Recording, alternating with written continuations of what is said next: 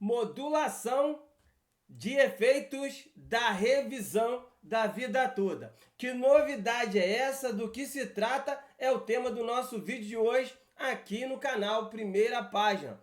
A revisão da vida toda, tese que busca inserir na medida aí do possível a média dos benefícios do INSS relacionados aos salários pagos antes de julho de 94, ganhou mais um capítulo no STF. Após a via-crucis enfrentada pelos segurados no âmbito do STJ e na própria Suprema Corte, a decisão do mérito garantiu o direito à revisão. O INSS, por sua vez, tenta limitar os efeitos dessa conquista, buscando, em síntese, restringir o alegado impacto financeiro. A estratégia da autarquia consistiu em opor embargos de declaração, recurso que tem seu cabimento bastante restrito, limitando-se, em via de regra, a esclarecer os termos da decisão judicial proferida. Com isso, a autarquia pretende diminuir os efeitos da decisão favorável em relação aos benefícios extintos,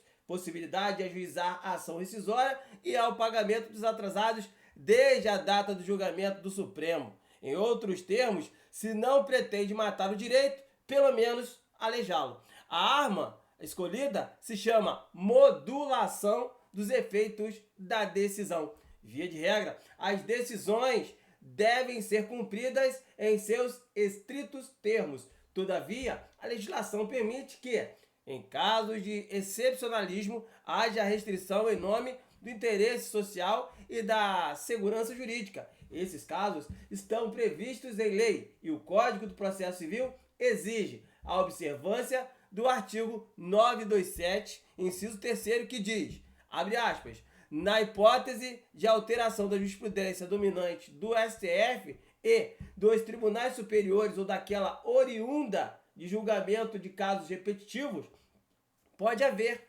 modulação dos efeitos da alteração no interesse social e no da segurança jurídica, fecha aspas. Pela letra fria da lei, parece não existir motivo para o corte. Quanto à hipótese, ou melhor, a primeira hipótese, não houve alteração da jurisprudência dominante. Não se pode confundir precedentes isolados que variavam pelos tribunais afora no país.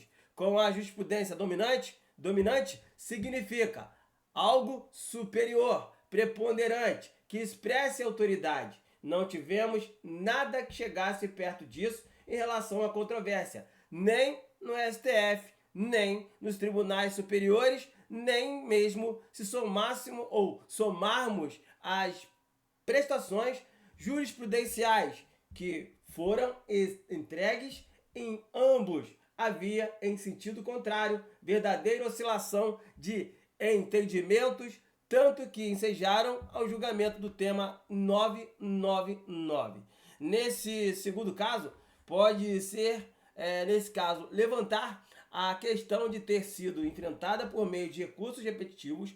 Todavia, como dito, não se alterou nada que fosse dominante. As situações antes resolvesse a controvérsia em que o entendimento variava não somente nos TRFs, mas inclusive nas turmas recursais, observando-se a intenção do legislador em garantir segurança jurídica como precedente obrigatório, algo que em nada se assemelha a qualquer alteração que inculte a surpresa, ainda que se considerar as hipóteses previstas fora do processo civil que, em síntese, visa preservar situações em que há declaração de constitucionalidade da lei não é o caso. Em nenhum momento o STF declara que o artigo 3º da Lei 9876 de 99 é inconstitucional. A correta interpretação do dispositivo legal, à luz da Constituição Federal, não pode ser equiparada à declaração de constitucionalidade. Tamanha gravidade desse tipo específico de pretensão que o legislador previu, hipótese específica da resolução, o controle concentrado a bem a verdade. O Supremo sempre entendeu pelo caráter infraconstitucional das matérias referentes aos cálculos previdenciários sendo o tema ponto, no caso aí 1102, um julgamento excepcional. Exatamente porque a lide diz respeito à preservação da segurança jurídica, que tem raiz constitucional, pois é a pedra fundamental do Estado Democrático de Direito. Não é demais rememorar que a tese está ancorada no direito ao melhor benefício, reconhecido pelo STF desde 23 de nove de 2013, quando o julgamento do tema 334, com repercussão geral, reconhecia, vale dizer, não somente o direito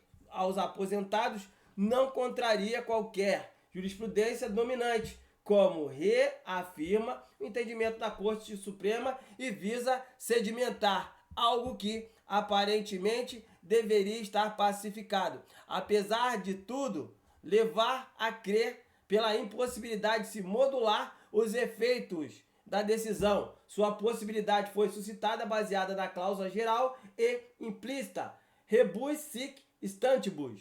Enquanto as coisas estão assim, seu conteúdo consiste em dizer que, nas prestações sucessivas, se mantém o cumprimento das obrigações contratuais acordadas, desde que as situações de fato permaneçam, buscando evitar onerosidades que venham a acontecer durante a vigência da avença por alguma situação imprevisível. Causa estranheza a aplicação de uma cláusula implícita, afeta o direito contratual nas relações jurídicas. Igualmente estranho é imaginar que a onerosidade ficou com a autarquia e não com o segurado que perdeu o valor da sua aposentadoria, com base na alteração de uma lei que, no final das contas, desconsiderou algo que foi efetivamente pago e embolsado pela autarquia durante anos a fio. Bom, em relação a isso, o que o INSS está pleiteando? Bom, vamos lá.